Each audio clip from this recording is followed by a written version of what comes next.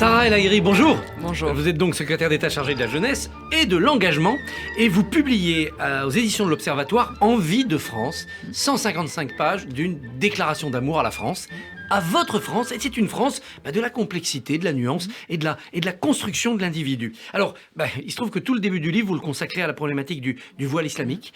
Et hier, on a vu une scène incroyable à Drancy où Éric Zemmour demande à une Française, d'ailleurs originaire du Maroc, ce pays qui vous est cher, il lui demande de retirer son voile et il y a tout un dialogue sur ce que ça signifie, ce voile islamique. C'est encore l'objet du malaise, le voile, aujourd'hui ? Aujourd'hui, la laïcité ne se définit pas bien. Elle est qualifiée, elle est utilisée, elle est instrumentalisée. La laïcité, c'est quoi ? C'est le fait de croire ou ne pas croire, de changer de religion si on le souhaite.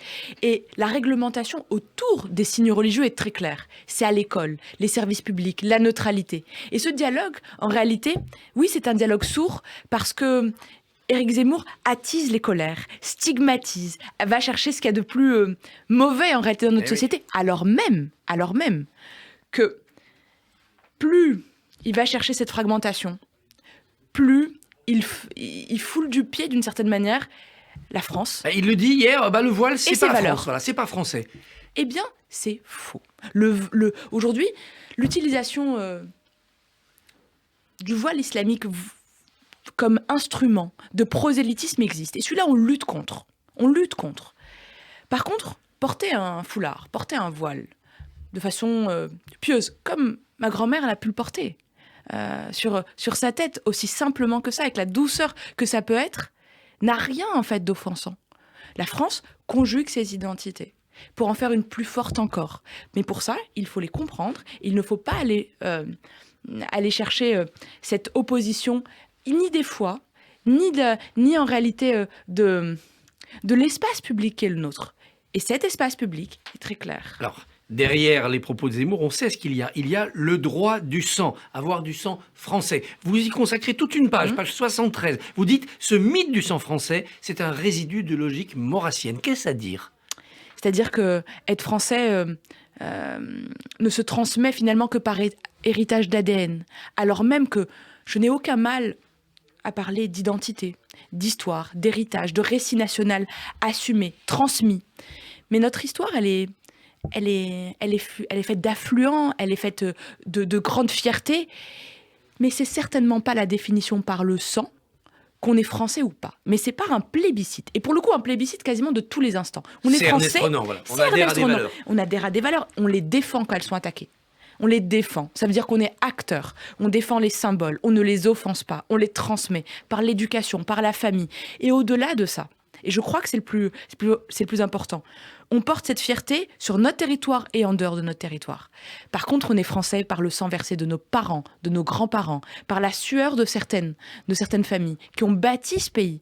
Mais on est surtout français quand, au plus profond de nos tripes, on défend la liberté, on défend l'égalité, on défend cette fraternité qui va avec cette laïcité nécessaire, mais surtout, ce n'est pas un héritage exclusivement du sang. C'est absolument faux. Marine Le Pen est reçue aujourd'hui même par Viktor Orban en Hongrie. Quel sens cela prend-il ? Est-ce que c'est pas l'impression qu'une France est en train de se replier dans le national identitaire en disant maintenant c'est ce qu'il faut faire, il faut revenir sur cette identité nationale restreinte pour mieux se défendre ?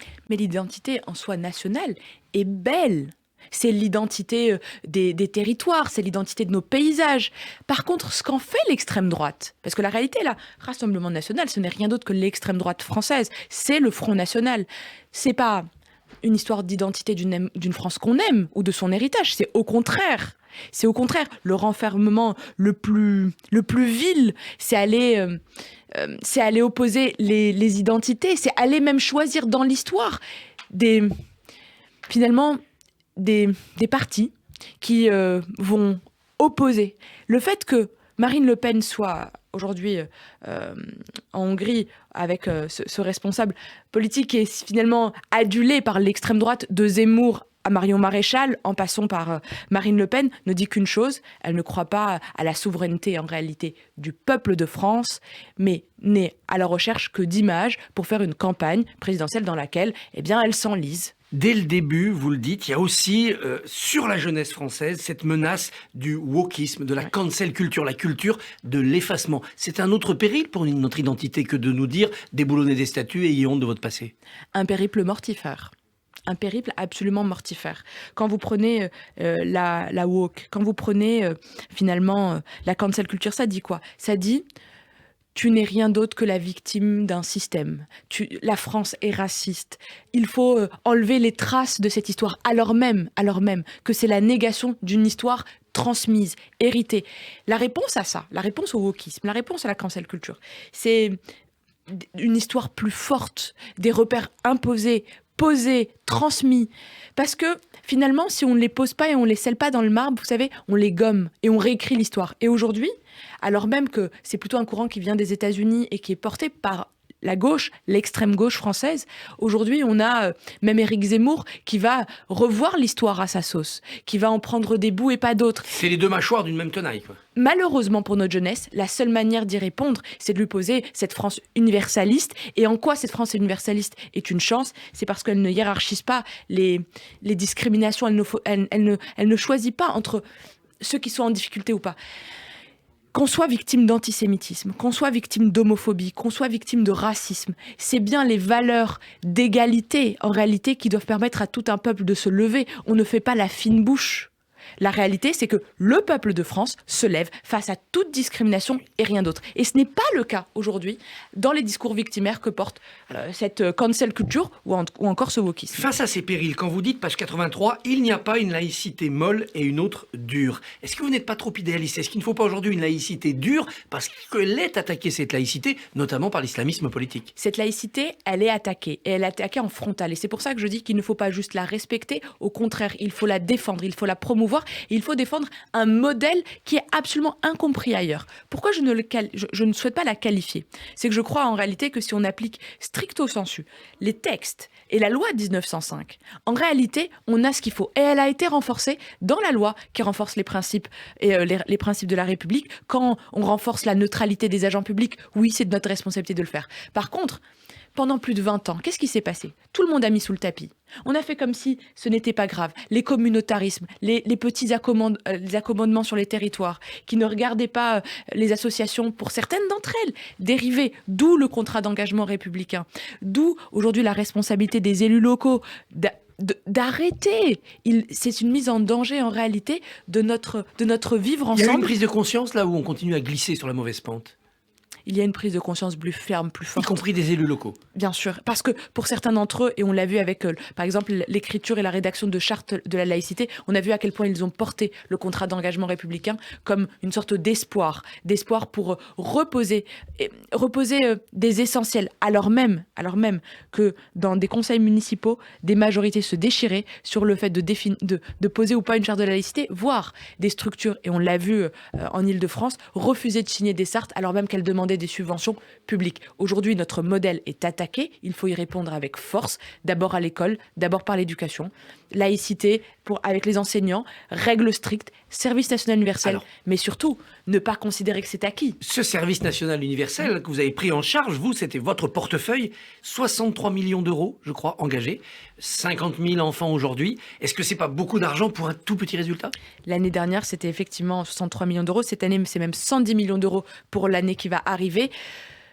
Quand on parle de transmission d'un héritage commun, quand on parle de communauté nationale, quand on parle de mixité sociale, quand on fait discuter des jeunes qui ne se croisent plus et qui, s'ils ne se connaissent pas, ils ne se respectent pas, ils ne font pas unité, alors non, ce n'est pas un investissement excessif. Je crois que tout ce qui permet de redonner une colonne vertébrale à notre jeunesse, qui lui donne les moyens de s'engager, n'est pas un investissement vain. Il faudra peut-être aller plus loin et le rendre obligatoire et universel, vraiment tout le monde. Il a vocation à l'être. Aujourd'hui, il le deviendra. Il a vocation à l'être, c'est le projet initial. Aujourd'hui, c'est une montée en charge pour l'organiser.